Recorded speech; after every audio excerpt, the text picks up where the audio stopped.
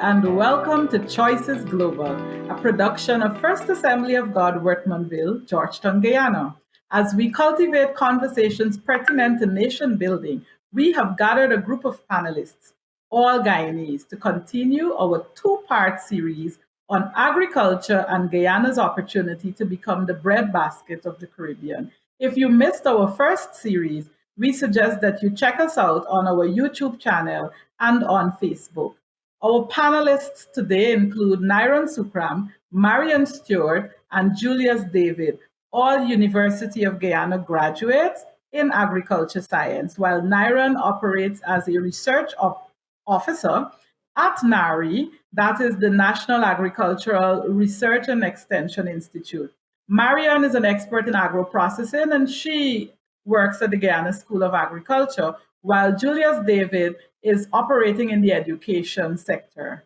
Neil Corey is our fourth panelist, and he's an entrepreneur in agriculture for over 30 years. He pioneered peanut farming in the Northwest District, and he now operates his own farm, over 30 acres at Moblissa, producing citrus, pineapples, coconuts, peppers, breadfruit, and ground provisions. I am your moderator, Chevron Corbin, operating from Geneva, Switzerland, and I want to welcome our panelists and welcome you, our viewers, to this segment of Choices Global. Today, we want to contribute to the discourse on the potential of agriculture to play a new role, and I emphasize new role, in Guyana's development and that of the Caribbean. Last time we talked about funding, policies, and technology, including climate smart farming. And so today I want to challenge our panelists to share their experiences and their expertise. And Julius, maybe I'll start with you. Could you tell us a little bit about what are the challenges or opportunities, both in funding and the technology, as it relates to agriculture in Guyana? Funding and technology. And the other panelists can build on what Julius will signal to us. Thank you. As it relates to funding, we can go way back. We have had a bank that was set up specifically to deal with agricultural funding, and that was the Guy Bank. And because of bad loans, and we know how fragile agriculture can be, in a click of a finger, you could lose everything. And so those were some of the challenges that contributed to the failure of Guy Bank. Now, what we have, or what we're contending with now, it's the commercial banks playing a major role in funding for agricultural venture. And so we know those banks has their guidelines and the policies that they operate by. And so many farmers, especially our small farmers, fail to tap in to that because of the requirement the bank would ask for in order for them to get loan. They must have some amount of surety. They must have some amount of collateral in order to access funding from the banking system. And so that has been a major challenge to agricultural production here in Guyana. And by extension, it will also affect the improvement via technology, because in all we need funding to access those kind of things. What we see happening, however, is government trying to play a pivotal role in alleviating that kind of stress to the agricultural sector. And so we'd have, from time to time, we'd have some amount of subsidies given to farmers. We'd also have some grants as well that are given. Take, for example, when there was the flood, I think it was last year, massive flooding throughout Guyana, we see the government stepping in and providing subsidies, providing even funding for those farmers to restart agricultural production. And so we are kind of in a bad spot as it relates to funding, because we're not getting, there's not a widespread of of avenues that farmers can turn to have funding. However, we also have IPED that play a major role in agricultural funding as well. But in terms of the size of loan that you can get is not that big enough. And so you while it is an option, it may be insufficient in terms of what is needed to push and to help agriculture move forward. Corey, who is very much in the who is very much on the ground, who is very much a part of what is happening, he can probably lend to this and to help us understand a little bit more how funding has been affecting him. Funding is a major situation for farmers who want to develop. There are a lot of farmers on the ground who has a lot of ability to do things. But when you go to get financial assistance, there's so much red lines or red tapes you have to meet with, and still they do not be able to assist you. What needs to be done is that persons, the lending institution, should have people more on the ground to come and see what is taking place rather than take people at what they're saying and what they're doing on paperwork. Some people are very good at paperwork and the actual thing is not there. Some of them never plan to see it, but they have ability to apply for loan and like at some time they used to be successful. But that is a major situation where farmers are concerned. I struggle a lot of it because I am a lone ranger and it's God's help that has been carrying me through because of my love for it. Farming is hard work and sacrifice. And unless you have a love for it, you will not be successful because there's so much of ups and downs that you'll be having. And if you don't have a love for it, you'll lose out on it. But it's important that we get some financial assistance, number one, to help us. But we need some more technical assistance because farming has gone to a different level now, a technological level where we're having things that can be done, but we are not prepared for it as a country. What needs to be done, as I think should be done, is that farming should be taught in schools. And persons, you will find persons who really like it, have the exposure, will be able to develop on it. We are having a problem now where we're having the farming age is about over 50. Most of the farmers are over 50. What is happening to the youth coming down? They're not prepared to go into the hard work. But perhaps if they know the technology, they might be able to go into it. I think that's one of the things that should be looked at. Farming must be taught in schools and be able to move on because this country has a lot of potentials to develop itself along agriculture, but we're not having the ability to do that. I think the point regarding finance, I think that point has been exhausted. I think, or stretched to some extent. I would like to just add, in addition to finance, being an agriculturist, the arts, the science of this particular field, one of the things I have observed is the research and development aspect, I think, has been lacking tremendously over the past decade or two. And for years, we've been boasting about Guyana being the breadbasket of the Caribbean. And the fact that we have huge amounts of land, and not only just land, but fertile land in which we can be agriculture to the world stage and represent Guyana on the grandest scale as well. One of the things we observe is it's coming to a time where your size doesn't necessarily matter because we're seeing more and more countries who are much smaller than Guyana. Just to get a quick example, countries like Netherlands or Dubai and or Qatar and these type of countries who have the resources and may not have the real estate or the territory to match up to Guyana. These countries was like 10 something. I was told that Netherlands about 5 times smaller than Guyana. And these countries have managed to ramp up its production with the use of various technologies and these sort of things. And this is only the result of governments really doubling down and investing in research and development, whether it might be through climate smart agriculture technologies or through the improvement of fertilizers or the improvement of different varieties, seed varieties, for example. And all these are the things that they managed to overcome the limitations such as land. So more and more the conversation around land or the size of land is becoming obsolete and is more about incorporating a modern agriculture for the future. Last point I would like to say is something as simple as infrastructure specifically around the whole topic around access road.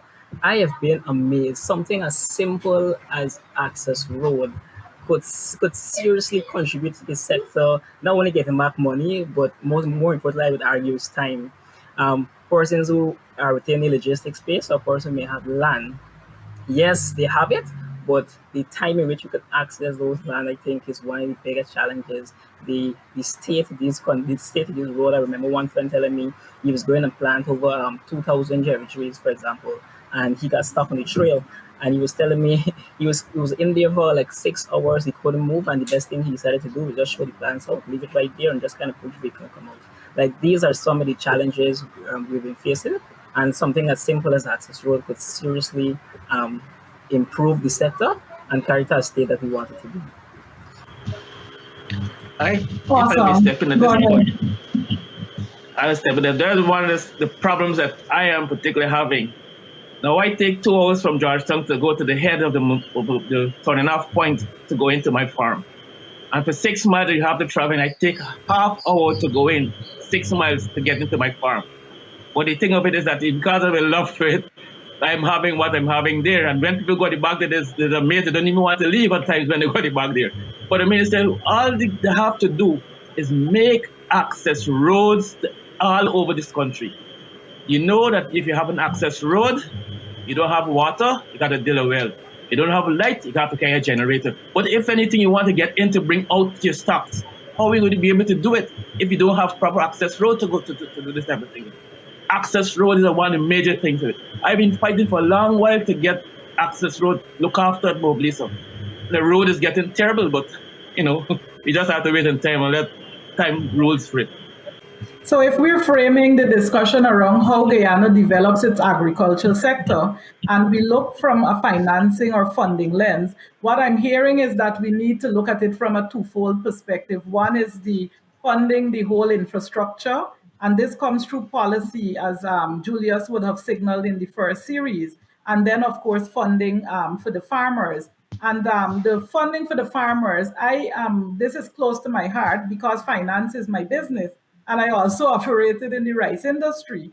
And if I recall that time, as one of the larger companies buying paddy and exporting the finished product, which is whether the parboiled or the white rice, I recall that whether small or medium scale farmers, sometimes they were hard pressed to find the credit or the investment to start the crop. And in some cases, even if they had done that, like Neil would do in his area, you find that of course you have the challenge now of waiting for the money if large customers want credit, because that is the other thing. If you're selling on the market, you go to board the market, you get your money right away as persons buy. But when you start to expand your quantities, you will find that in the export market, that buyers are also asking for credit if they're to give you the price you're really looking for. So I just want to raise that awareness that as we frame the discussion,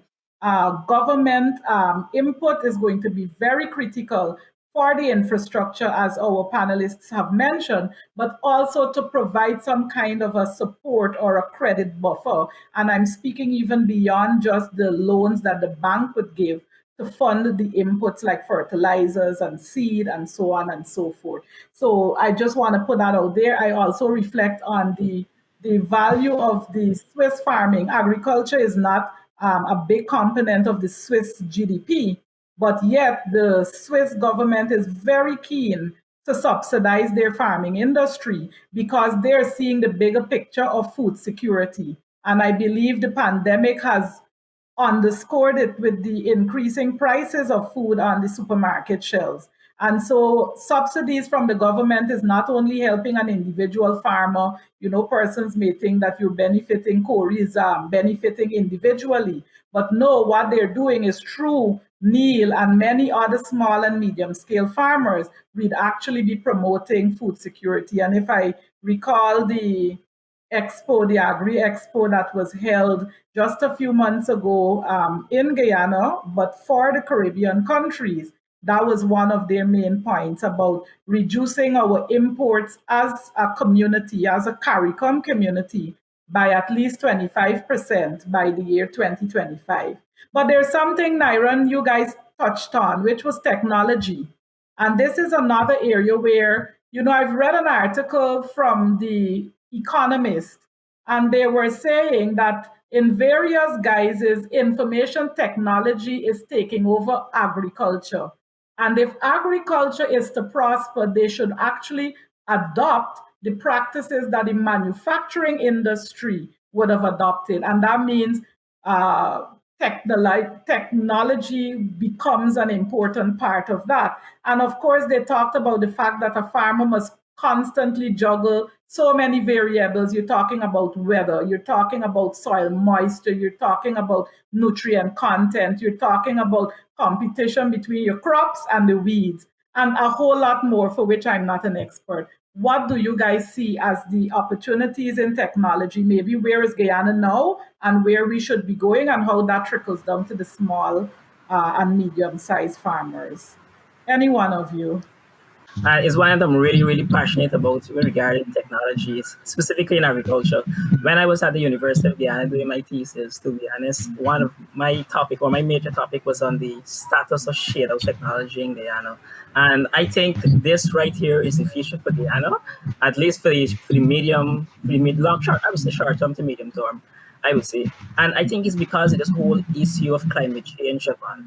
And this is climate change is not a Guyana issue, it's a global issue. So no matter what side of part of the world you're from, it's some challenge that we all face in the flash flooding we've been experiencing, the changing in our weather patterns, to be honest. The last when I was out doing some fine shoppings, I remember counting about 6 times experiencing sun, rain, rain, sun, sun, rain, rain, sun. So all this is really kind of putting a burden on the meteorologists, to be honest, trying to predict the weather pattern is becoming more and more difficult, and it's really putting a strain on the agriculture sector, to be honest. And one of the reasons, or one of the things export has been doing, is trying to incorporate or spread the adoption of the shade house technology, which is simply like the is a shade house, is a wooden structure, or could be used with steel, whichever type of material, with a UV plastic. And it's really about protecting the produce from the intense or harsh weather conditions, the increase in the temperatures, the heavy rainfall tremendously. It's even provided farmers the opportunity to grow in raised beds, to be honest, so they could become a bit more resilient to the flooding. I had a chance to work within that particular sphere at work, and we've managed to do some projects regarding vertical farming. And to be honest, last year, I don't know if you read, Guyana seriously were impacted from the flooding, the major wind, as we would call it here in Guyana, and the sector was really impacted. And one of the things I noticed is right beside the model that I was basically trying out, had my lovely leafy vegetables that I was growing within these vertical farming models. And right beside it, as it are the grow boxes that I would call the traditional model. And the water managed to come right up to those boxes and infiltrate the boxes, and those crops were destroyed. I was happy that the models within the vertical farming structure will manage to survive and stay just above the water. And it really just showed the resilience in such a small plot, in such a small trial. And we could already see more and more of the potential regarding the particular technology. So moving on, I'm excited. And again, I don't want to sound pessimistic. Overall, despite the challenges, I think there lies the opportunities. Over the years, we have been trying to avoid the topic of investing in technology. Guyana is a developing country. We are well aware that we are far behind as it relates to technology. As little as the shade house, as little as the hydroponics gardening, these are technologies that have been in existence for many, many, many years ago. And so now is the time we are, at least our focus as being explained by the government is that we are going to use the oil resources or part of the oil resources to invest heavily on these sectors, especially the agricultural sector, so as to put it in a position that in the near future we'd be able to heavily depend on it as being part of our major or major foreign earning sector. So the thing is, we know where we at. We are very far behind in technology. The thing is to move in the direction, and again, as you would have mentioned, Siobhan, and we've tried to explore this the last time, government policies are very, very important as it relates to these kind of things. And so government has to make a conscious decision. We just can't talk around it, but we have to make a conscious decision in investing. And we can't wait on the small farmers to invest. Yes, they will, but to a certain level. But we need to move beyond that, because here we're not just talking about making it sustainable, but we want to move from Guyana agriculture being sustainable to being the breadbasket of the Caribbean. We just can't talk this thing, but we have to move in the direction. We have to make certain conscious decision and to make the necessary and the very big investment as it relates to technology. So the technology is available. That's a good thing. It's available, but we have to be able to access it. And in accessing it, we would have to rely strongly on government intervention and hope that we really utilize the resources that we now have and channel it in that direction so as to beef up and to make our agricultural sector technology ready and technology usable. While the government's been a key role in the investment in these things, say that you also need a necessary investment or investors, of course, who are already being involved in such things and bring it to Guyana so that the farmers themselves can have the opportunity to be involved. Now, it's one thing in being in the investment aspect of it, but you also need to have the know-how. So once we bring the technology, then the farmers will be able to have the necessary training and technical support in order to help them utilize that technology in an effective way and manner to have the outcome and results that we need to get. Neil, any thoughts from your side, given you're on the ground, so to say? There is need for us to understand the technology that is available. I think that has been lacking. They have not having sufficient. They haven't gotten sufficient openings whereby you can get into these technological aspects of it.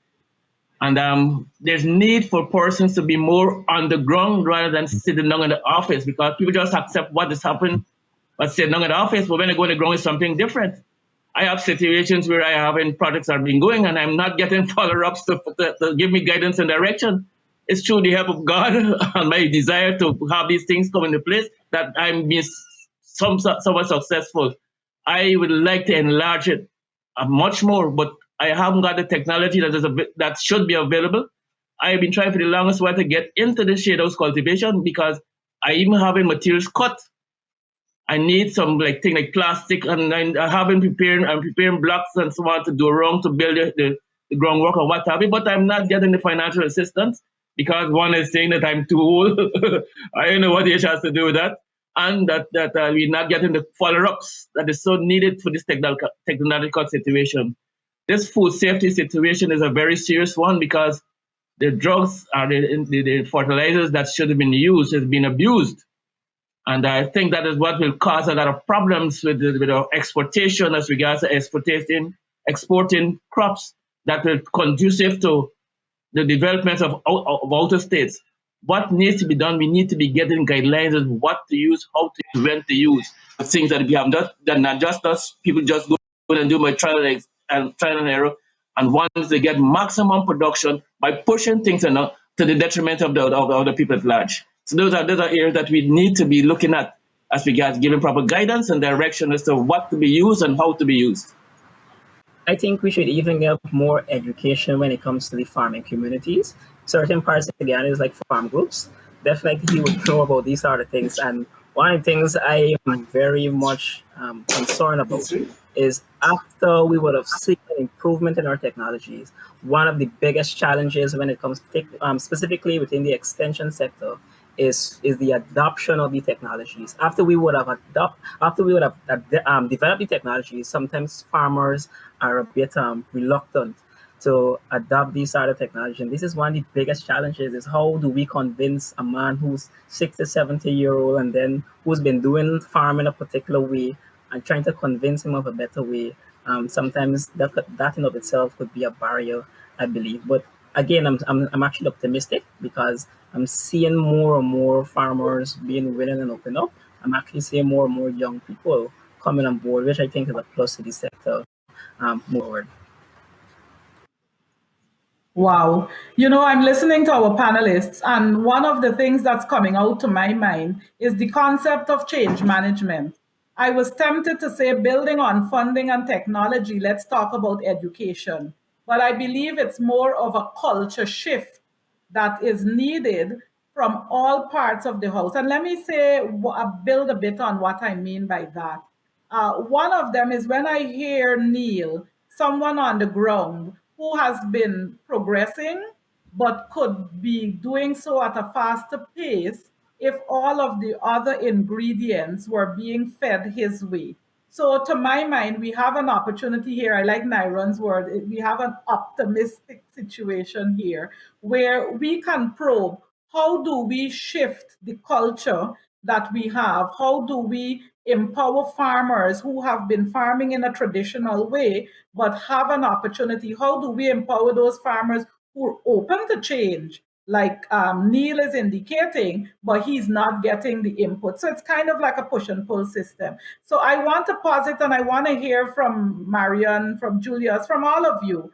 Some of the things I'm thinking of is when we talk about it's important to get our youths involved. And the fact that we have youth panelists is a signal that we're already in the right direction. And Nyron, I'm looking to you as well as the others.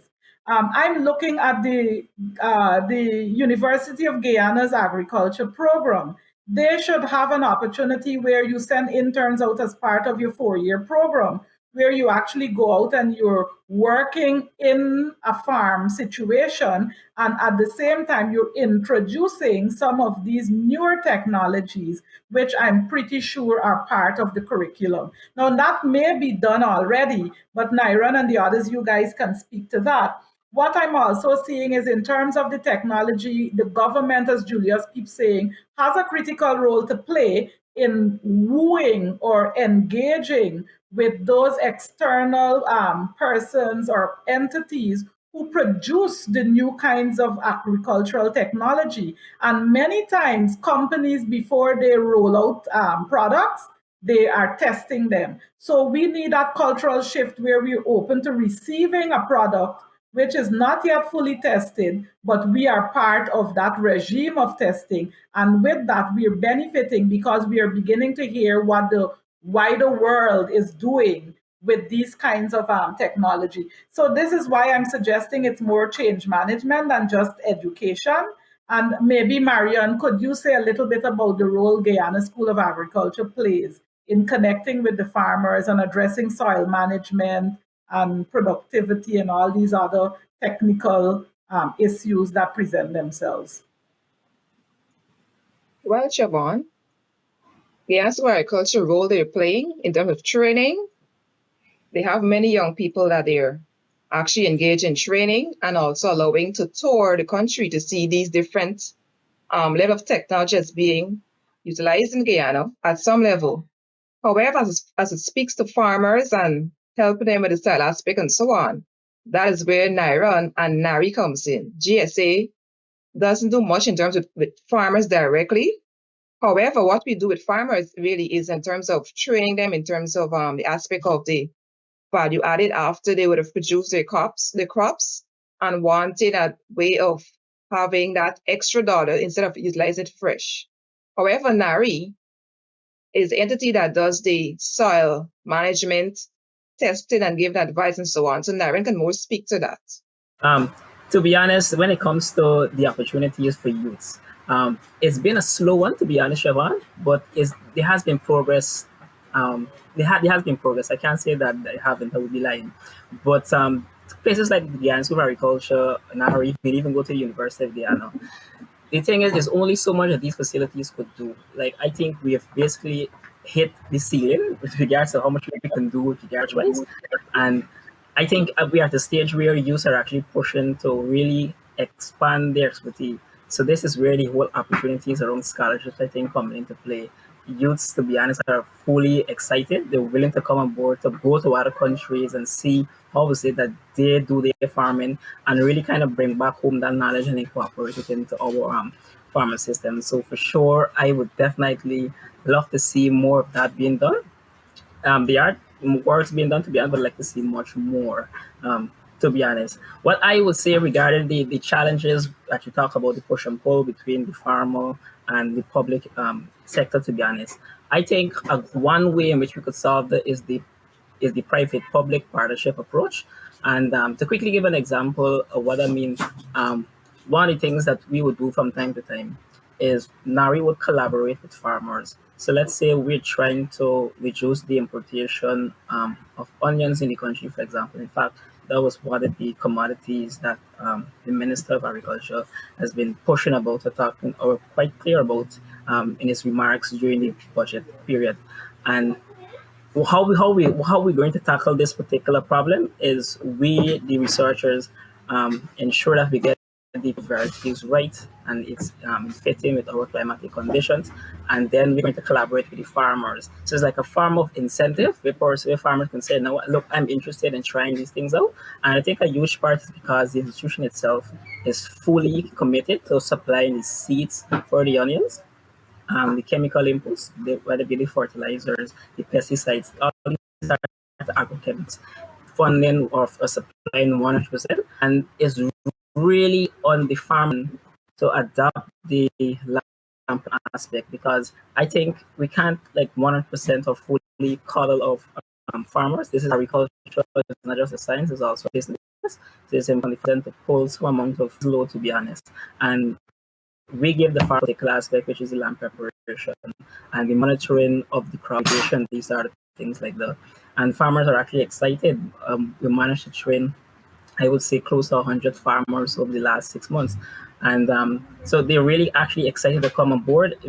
We were just awaiting as we come out to the period, to be honest, so we can begin farming the particular commodity. So I think with the private partnership approach, I think is one way in which we could overcome this particular obstacle. I would like to add quickly that with everything, there's limitations. There are limitations. And we've seen, based on what has been discussed in a short while, the limitations with these institutions would have in terms of developing and help push agricultural or any kind of investment forward. And so I totally in support with what Nairon is saying, that we need a more private, more collaboration with the farmers. This is the point I'm now making, the slant I'm taking with the farmers and these institutions. And so we need more investment.